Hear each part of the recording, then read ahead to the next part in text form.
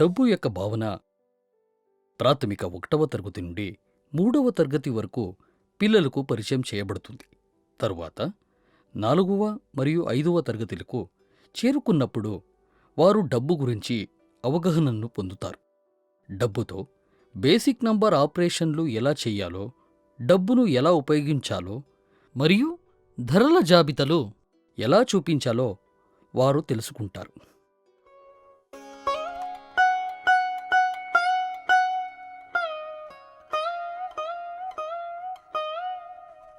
వేరే వేరే basic number ఆపరేషన్లు ఉపయోగిస్తున్నప్పుడు మీరు రూ. 1, రూ. 10, రూ. 100 మరియు రూ. 1000 ఉపయోగించారు. కానీ మీరు దైనందిన వ్యవహారాన్ని చూసినప్పుడు మనం రూ. 2 నోటు, రూ. 5 నోటు మరియు రూ. 20 నోటు వాడతాం మరియు రూ. 50 వాడుతాము. రూ. 500 కూడా ఉపయోగిస్తాము. ప్రస్తుతం ఉపయోగపడుతున్న రూ. 2000 నోట్లను కూడా వాడుతాము.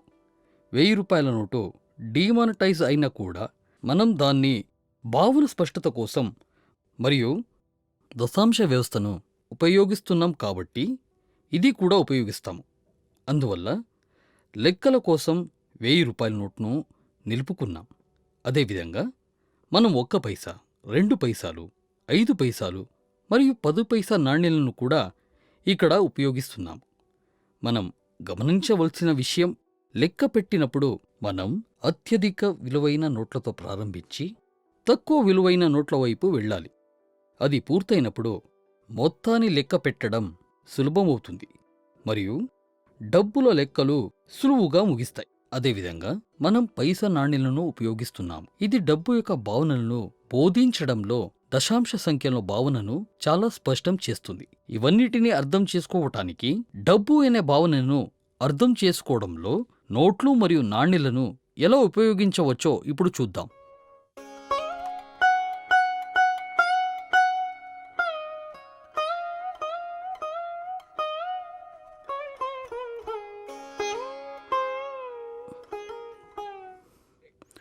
డబ్బును అర్థం చేసుకోవడానికి ఉపయోగించే బోధన ఉపకరణాలన్నీ చూడాలంటే మనం ఆట డబ్బు నోట్స్ను వాడుతాం మరియు నాణేలను ఉపయోగిస్తాం.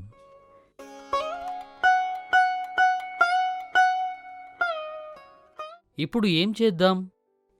మనతో 4 వ్యక్తులు ఉన్నారు అనుకుందాం. ఎంతమంది? 4.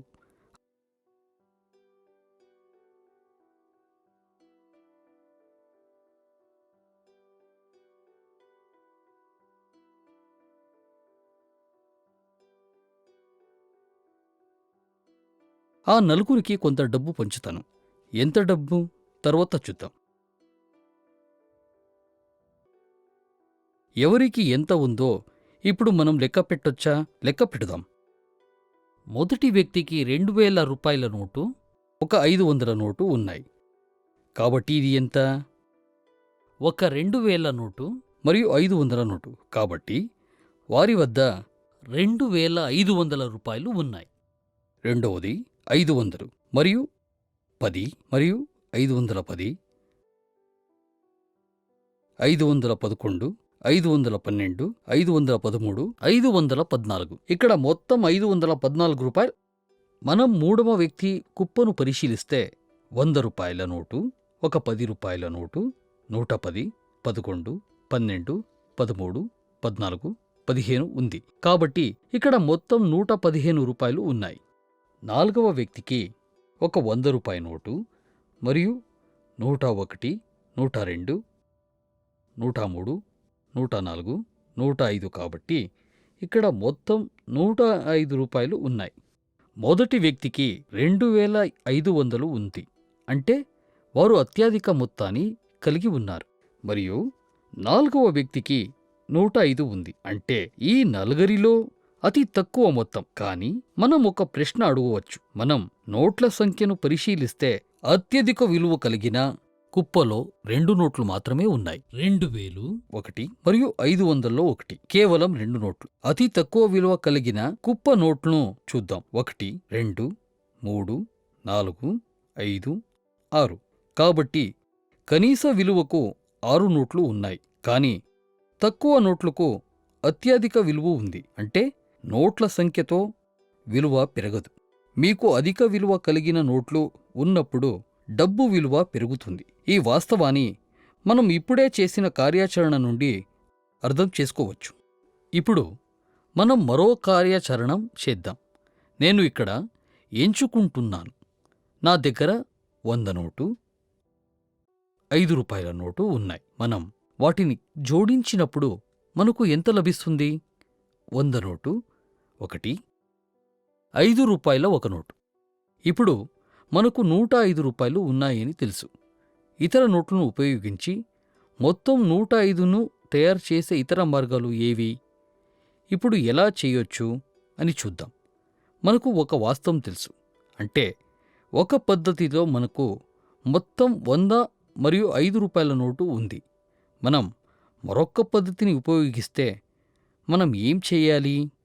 మనం ఏమి చేయాలంటే వేరే వేరే విలువున్న నోట్లను తీసుకోవాలి. మనం 100 నోటుని ఇచ్చేసి మరియు చిల్లర తీసుకుని మరియు దానిని చూపించాలి. మనం 100 నోట్లను ఎలా మార్చగలం? నేను 50 యొక్క 2 నోట్లుగా చూపించవచ్చా? అవును. నాకు 50లో 2 ఉన్నాయి. మన దగ్గర 5 కూడా ఉన్నాయి. దానితో మనం ఏం చేయగలం? నేను 2 రూపాయల 2 నోట్లు వాడుకున్నాను. నేను ఇంత తీసుకుంటే సరిపోతుందా? లేదు. మనం 1 రూపాయి తక్కువగా ఉన్నాము. నేనేం చేయాలి? నేను 1 రూపాయి నోటు ఉంచాలి. కాబట్టి 50లో 2 దీని 100గా 2 రూపాయలో 2 నోట్లు అంటే 4, 1 రూపాయి నోటు అంటే 105. కాబట్టి నేను అదే 105 రూపాయలను వేర్వేరు విలువైన నోట్లతో పేర్చాను. నోట్ల సంఖ్య మారిందే గాని డబ్బు విలువ మారట్లేదు. 105 రూపాయలను ప్రతినిధించే మరో మార్గాన్ని చూద్దాం. 10 రూపాయల నోట్లను తీసుకుందాం. 10 రూపాయల నోట్లను ఉపయోగించి 105 ఎలా తయారు చేయవచ్చు? 1 10, 2 పదులు, 3 పదులు, 4 పదులు, 5 పదులు, 6 పదులు, 7 పదులు, 8 పదులు, 9 పదులు, 10 పదులు. ఇక్కడ 10 పదులు ఉన్నాయి. మనం 10 పదులను పేర్చినప్పుడు 10 పదుల మొత్తం ఎంత? ఇది 100కి సమానం. మొదటి కుప్పలో ఒకే నోటుకు అధిక విలువ ఉంటుంది. కానీ మూడవది 10 నోట్లను కలిగి ఉంది. కానీ విలువ ఒకే విధంగా ఉంటుంది.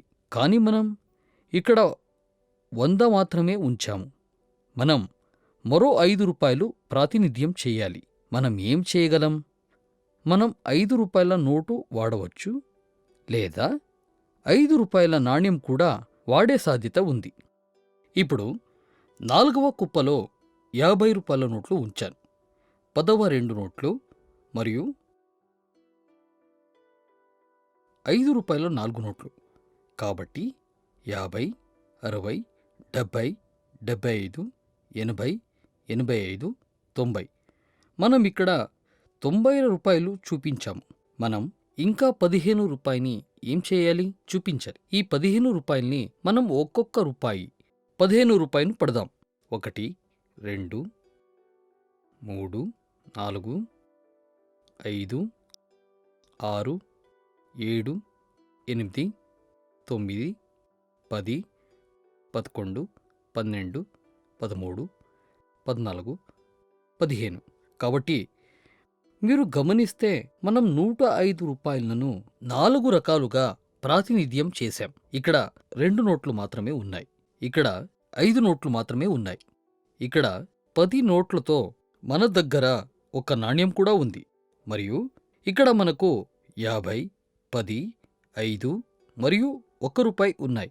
ప్రతి వ్యక్తికి వేరే సంఖ్యల నోట్లు కనబడవచ్చు. అలా వేరే వేరే నోట్లు ఉన్నా కూడా విలువ 105 మాత్రమే ఉంది. ఈ విధంగా మన దైనందిన జీవిత పరిస్థితిలో వేరే వేరే విలువ డబ్బును వివిధ మార్గాల్లో ఉపయోగించుకోవచ్చు. ఈ బొమ్మ నోట్లను మరియు నాణ్యాలను వేరే వేరే విలువలకు ఎలా మార్చాలో చూశాము. ఇప్పుడు మన దైనందిన జీవితంలో డబ్బు వాడకాన్ని చూద్దాం. ఇప్పుడు నా దగ్గర కొంత డబ్బు ఉంది. నా దగ్గర ఎంత ఉందో నేను ఎలా లెక్క పెట్టగలను? ఏ నోట్లు ఇక్కడ అందుబాటులో ఉన్నాయో చూద్దాం. నా దగ్గర ఒక 2000 నోటు మరియు ఒక 1000 రూపాయల నోటు, ఒక 500 నోటు,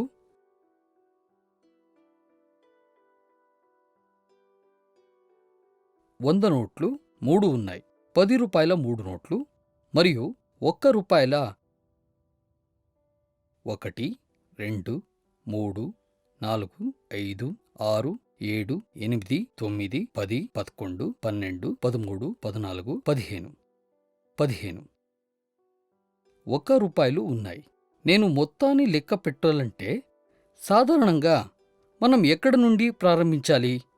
మనం వేరువేరు విలువతో కూడిన నోట్లు ఉన్నప్పుడు మరియు దాని యొక్క విలువను మనం తెలుసుకోవలసి వస్తే మనం ఏం చేయాలి? మనం అన్ని విలువలను జోడించాలి. కూడిక చేసినప్పుడు సాధారణ పద్ధతి ఏంటంటే యూనిట్ల స్థానం నుండి లెక్కం ప్రారంభించడం. కానీ డబ్బును లెక్క పెట్టినప్పుడు మనం ప్రక్రియను అత్యధిక విలువతో ప్రారంభిస్తాము.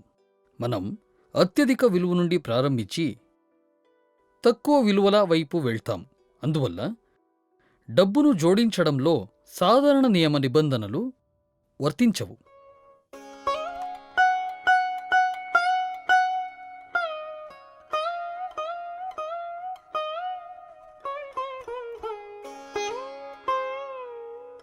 సాధారణంగా మనకు అవసరమైన దాన్ని కొనాలంటే మనం దుకాణాలకు వెళ్తాం. దైనందిన ఉపయోగం కోసం అవసరమైన వస్తువులను కొనేయడానికి కూడా మనం అక్కడకు వెళ్తాం. మనం అక్కడికి వెళ్ళినప్పుడు వారు మాకు వస్తువులను ఇస్తారు. అయితే అవి ఉచితంగా వస్తాయా? మనం వారికి ఏమి ఇవ్వాలి? మనం వారికి డబ్బు ఇవ్వాలి. మనం వారికి డబ్బు ఇచ్చినప్పుడు మనం ఎంత ఇవ్వాలని వారు లెక్క పెడతారు మరియు మనం డబ్బు ఇచ్చినప్పుడు వారు చిల్లర తిరిగి ఇస్తారు. ఇలాంటి వ్యవహారాన్ని చూస్తాం. ఇటువంటి పరిస్థితిని పరిశీలిద్దాం.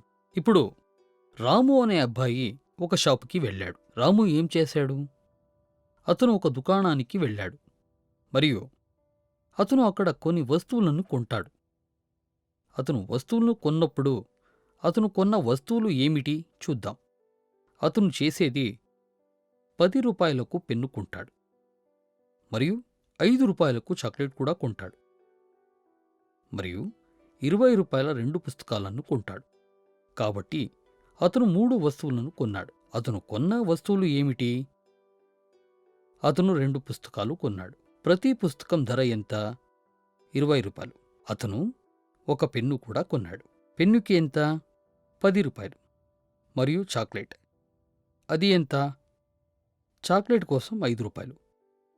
ఇప్పుడు మనం విలువన లెక్క పెడితే అతను దుకాణదారుడికి ఎంత ఇవ్వాలో మనకు తెలుస్తుంది.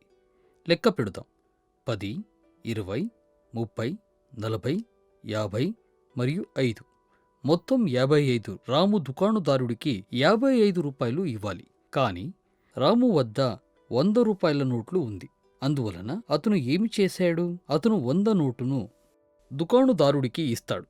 అతను 100 ఇచ్చినప్పుడు షాప్ కీపర్ అతనికి కొంత చిల్లర ఇవ్వాలా లేదా? వస్తువుల విలువ ఇచ్చిన డబ్బుతో సమానంగా ఉందా?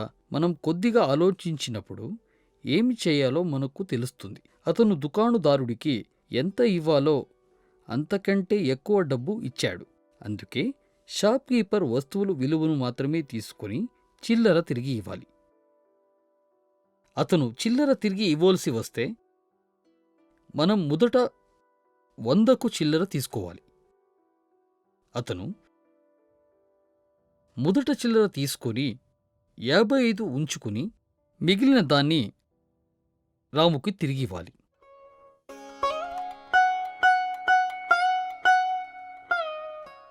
ఈ రకమైన లెక్కలు విద్యార్థులు వారి దైనందిన జీవితంలో దుకాణాలకు వెళ్ళినప్పుడు మొత్తాలు డబ్బులు ఎలా ఉపయోగించాలో, విలువ ఏమిటి, మనం ఎంత ఇవ్వాలి మొదలైన వాటిని అర్థం చేసుకోవడానికి ఈ కార్యకలాపాల్లో మనం గమనించవచ్చు.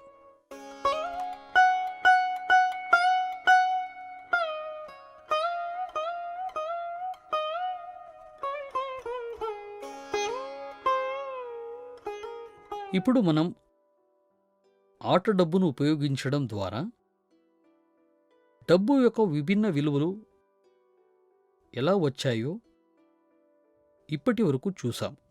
కానీ కొన్నిసార్లు డబ్బుకి చిల్లర రావాల్సి వచ్చినప్పుడు మనం దుకాణంలోకి వెళ్తాము.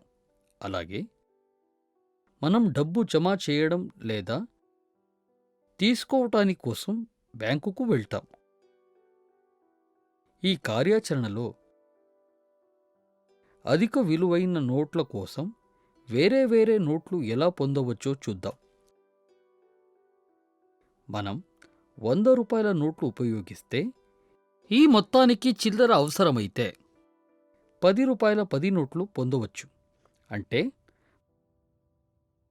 మనం 100 నోట్లు ఇచ్చినప్పుడు 10 రూపాయల 10 నోట్లు పొందవచ్చు.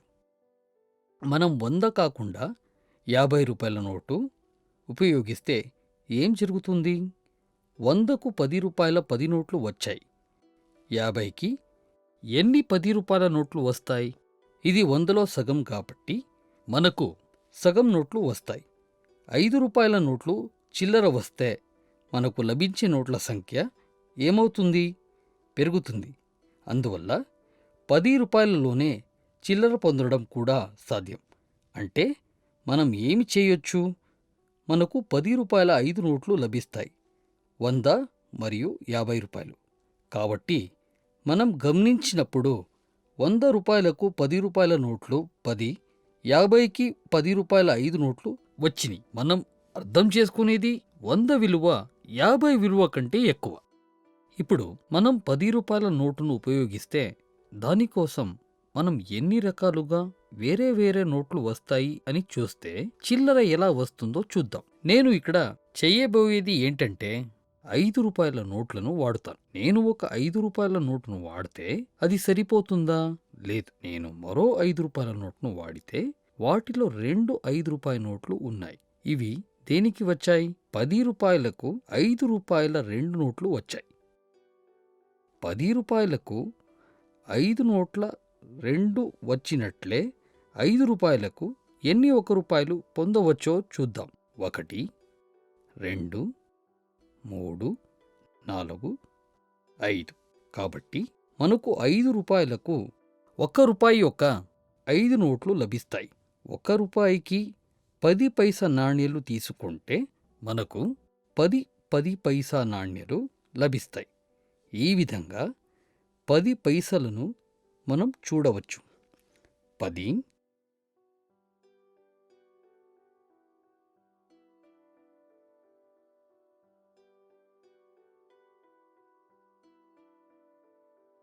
100 పైసలు వచ్చాయి. కాబట్టి మనకు 10 పైసల 10 నాణ్యాలు వచ్చాయి. మనం 10 పైసల విలువ కలిగిన 10 నాణ్యాలను జోడించినప్పుడు మనకు 100 పైసలు లభిస్తాయి. ఈ కార్యాచరణ నుండి మనం ఏం అర్థం చేసుకున్నాము? 1 రూపాయికి ఎన్ని పైసలు? 1 రూపాయి 10 పైసల 10 నాణ్యాలకు సమానం. అందువల్ల 100 పైసలు 1 రూపాయికి సమానం. 10 పైసల 10 నాణ్యాలు ఇవ్వడం ద్వారా మనం 1 రూపాయి పొందగలమా? అవును, మనం దీన్ని చేయవచ్చు. 10 పైసల 10 నాణ్యాలు ఇవ్వడం ద్వారా 1 రూపాయి పొందడం సాధ్యమవుతుంది. ఈ విధంగా మనం వేరే వేరు పరిస్థితిలో డబ్బును ఉపయోగించినప్పుడు చిల్లర డబ్బుని పొందడం సాధ్యమవుతుంది. ఇలా చేయడం వల్ల మనకు ఏమైనా ప్రయోజనం ఉందా? మనం దుకాణానికి వెళ్ళినప్పుడు విభిన్న విలువల నోట్లు పెట్టుకోవడం ఉపయోగపడుతుంది. మనం వారు వేర్వేరు నోట్లలో చిల్లర తిరిగి ఇస్తారు. మరియు మనం 1 రూపాయిని 10 పైసల 10 నాణ్యాలుగా విభజించినప్పుడు మనం దశాంశ వ్యవస్థను అర్థం చేసుకోవచ్చు. ఆ భావనను తెలుసుకోవటానికి సహాయమవుతుంది. 1 రూపాయికి 10 పైసల 10 నాణ్యాలు మనకు లభిస్తున్నట్లే 10 పైసలకు ఎన్ని 1 పైసా నాణ్యాలు పొందవచ్చు? ఇక్కడ మనకు 1 పైసా యొక్క 10 నాణ్యాలు లభిస్తాయి.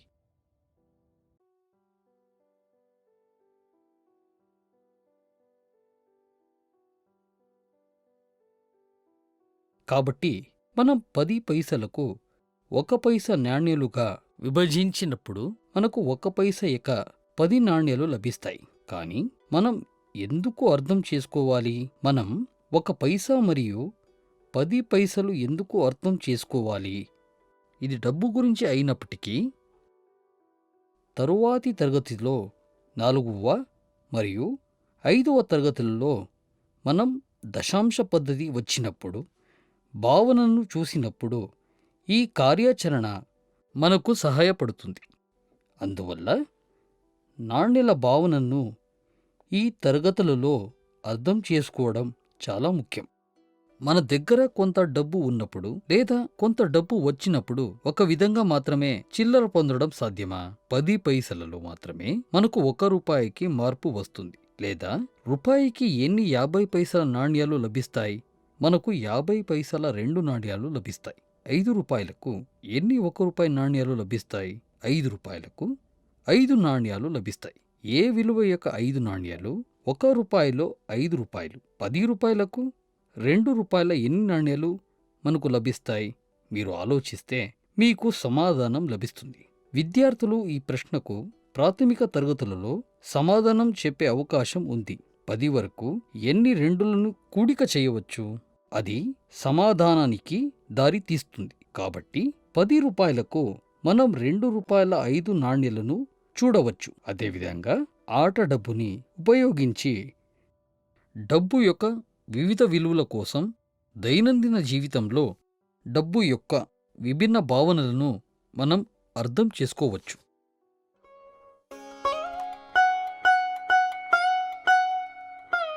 ఈ డబ్బు అనేది ఏముందో మానవులందరి జీవితంలో ముడిపడి ఉంది. చాలా సందర్భంలో మీరు ఏదైనా కొనాలనుకుంటే ముఖ్యంగా మీకు డబ్బు అవసరం. అందువల్ల మనం దైనందిన జీవితంలో డబ్బును ఏం చేస్తున్నాము?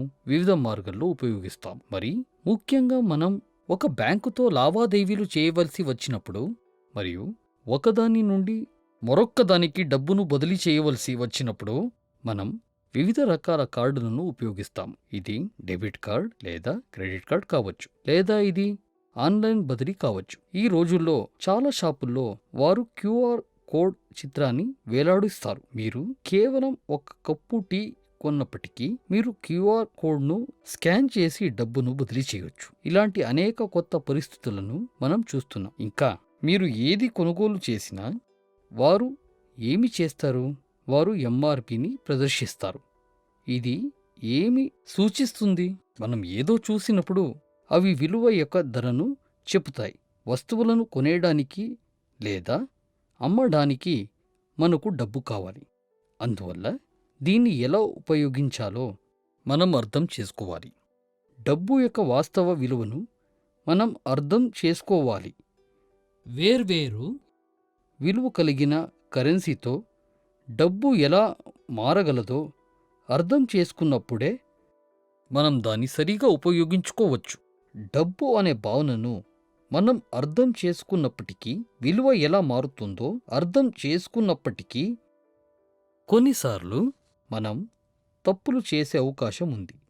చాలాసార్లు కూడిక లేదా తీసేసినప్పుడు వాటిలో ముఖ్యమైనది స్థాన విలువ తెలిసి ఉండకపోవడం. మనం దశాంశ బిందువు తర్వాత సంఖ్యను చూసి రూపాయిగా ఇవ్వవచ్చు లేదా రూపాయలను పైసగా పరిగణించడం. ఇటువంటి లోపాలు సాధారణం. కాబట్టి మీరు డబ్బు విలువని తెలుసుకోవాలి. పైసలు మరియు నోట్ల విలువను మీరు తెలుసుకోవాలి.